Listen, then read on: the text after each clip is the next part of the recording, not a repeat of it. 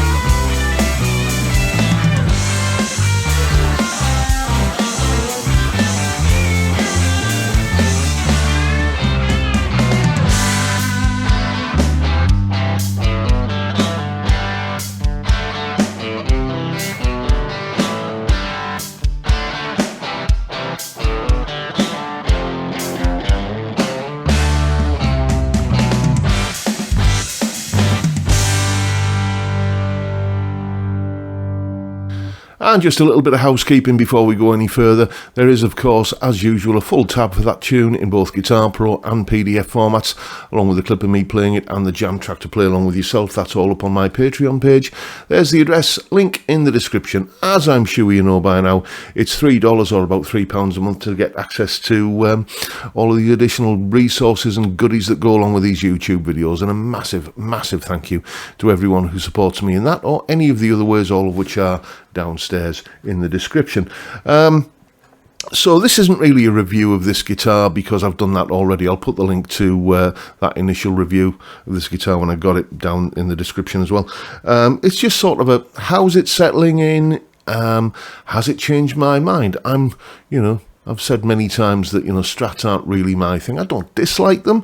I used to be a massive Strataholic, but I somehow veered off towards Telecaster land and Les Paulville, and I'm quite comfortable there these days. Thank you very much. But has this guitar changed my mind? Has it made me kind of more of a Strat hound again? Well, I'll have to say I get it. Okay, I get why people love Strats. The ergonomic contours, they are comfortable to play. I do have a little bit of a problem with the forearm contour here, because when I'm playing I tend to perch my arm on this part of the guitar, and it does sometimes, especially on a rather sweaty day like today, it does kind of feel like you're sliding downhill a little bit, in the same way that we've got a Les Paul or a Tele with a nice kind of square edge there. It's a nice perch to sit on. But it's a comfortable guitar to play, and it's versatile. That entire tune that I played earlier was just this one setting on the Blue Guitar on just the vintage channel. Just playing around with the guitar's volume control to clean it up, or to give it a bit of a kick. The clean strummy chords were the guitar's volume on about 2 or 3. The crunchy riffy parts were, again, same setting, but just with the guitar's volume on about, I think, 7.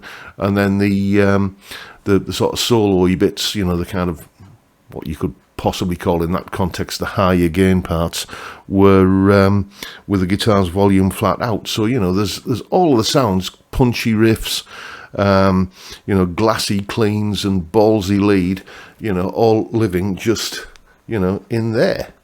So I didn't need to switch amp channels or kick on any kind of pedal or anything to go from any of those sounds to any of the others. Massively versatile, comfortable guitar. There's another chap who turns up on the Friday live stream quite regularly. I always refer to him as session guitar legend Gary Shaw, because he is. He's a proper full-on session guitarist, made his living doing that for years. I mean, I forget the names of the roster of artists he's played with, but 2 that stick in my mind are Sherman Robertson and Eric Bibb. He's played big stages across the world with big stars, and I asked him one time, said, what guitar would you take if you had to do a session and you didn't know what sort of music you want to be playing? And straight off the bat, without anything, he just said, oh, the Strat. It's obvious. So I get why the appeal of a Strat is there, and why so many people, a Strat is their dream guitar. For me, though, it's like a kind of a lovely holiday destination. I've had a massive amount of fun putting that little tune together. It's like visiting, as I say, a holiday destination where you really enjoy yourself, but it's always nice to get back home. Yeah, I enjoy playing the Strat. It's a fun guitar. It does things that this guitar can't do. It's just that this guitar does more things that kind of do. This is home, basically.